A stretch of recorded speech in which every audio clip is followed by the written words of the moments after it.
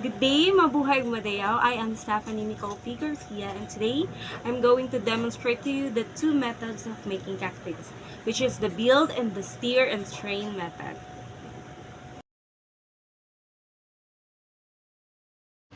The first cocktail making I'm going to demonstrate is the build method. For the procedure of making Tom Collins cocktail, first is add the 45 ml gin to the highball glass.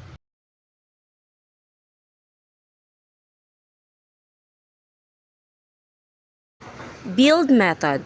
Ingredients are directly poured into the serving glass without additional mixing. This method is used for simple drinks where the ingredients don't require shaking or stirring to mix well. It maintains the distinct layers or flavors of the drink. And the next ingredients is add the 30 ml lemon juice.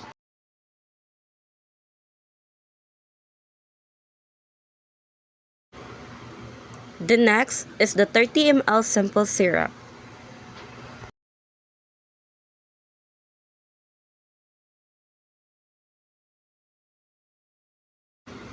Then top with club soda.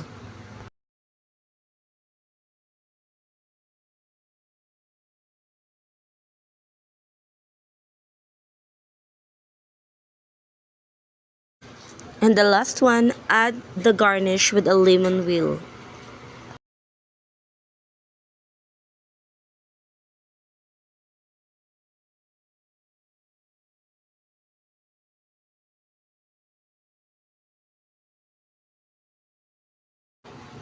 Next, let's do the stir and strain method, the vodka martini.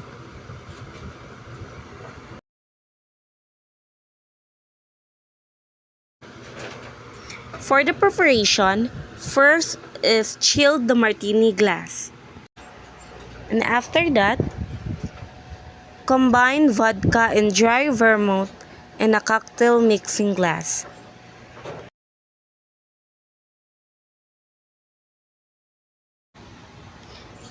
Stir and strain. Ingredients are stirred with ice using a bar spoon and then strained into a glass.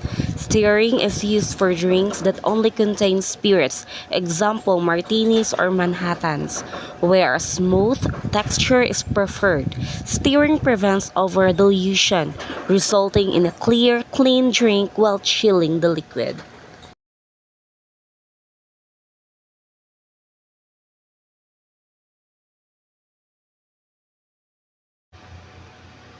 And after that, stir well. Also stir the martini glass and remove the ice. And then, strain into a chilled martini glass.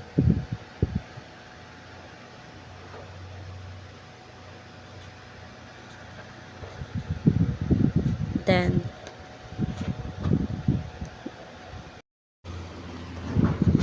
garnish with 3 olives on a toothpick. It's done!